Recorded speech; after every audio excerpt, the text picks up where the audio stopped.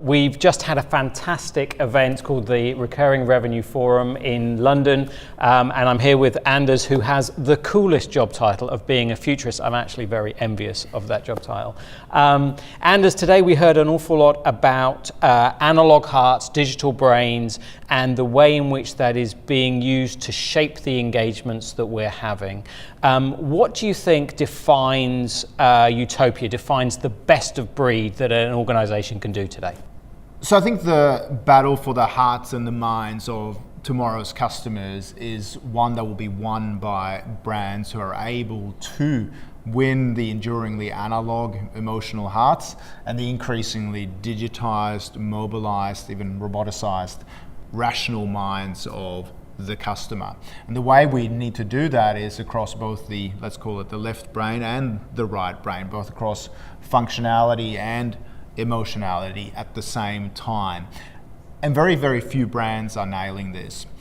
And very, very few brands are able to seamlessly interweave both the analog world with the digital world, or tradition and technology.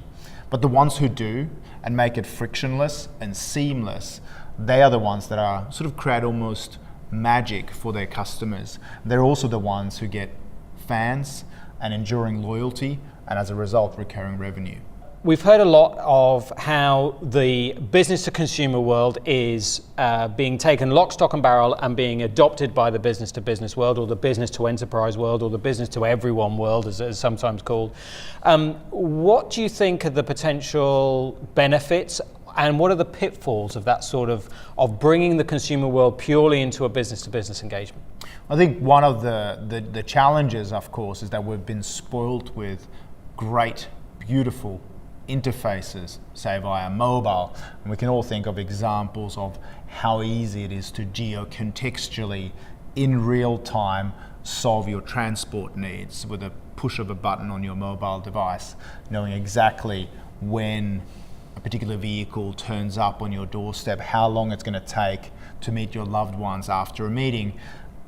And that sort of consumer expectation that any service that we order from a business to business vendor will be equally seamless, will be equally visualized, will be equally beautiful via the mobile interface, that is creating some challenges for business to business brands who may not have been providing that sort of experience or that sort of interface to the clients in the past.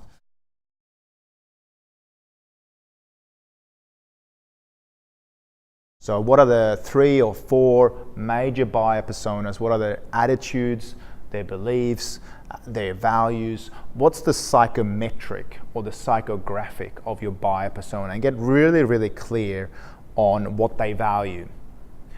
And then secondly, to map content, thought leadership, videos, blogs, articles, contributing both digital and analog touch points that are going to be very much tailored based upon those unique psychographics for those buyer personas. And finally, to really look at, for the different buyer personas, to make sure that you have a great customer journey map, again, over analog and digital touch points of how you move them at different stages of their customer journey towards your brand. And even if you're not always moving them towards a brand in the immediate here and now, we know that some clients are going to be ready 2-3 years from now. If through, let's call it karma marketing, you help educate them and help empower them in their decisions, well, they might not be ready to buy quite yet, but you're still moving them through that customer journey, hopefully towards a decision in favor of your brand. So they would be my 3 recommendations. Okay, so sticking with the theme of 3, if you had to give a 3-word review on today's events, putting you on the spot, what would your 3-word review be? I would say riveting, I would say resourceful, and foresightful.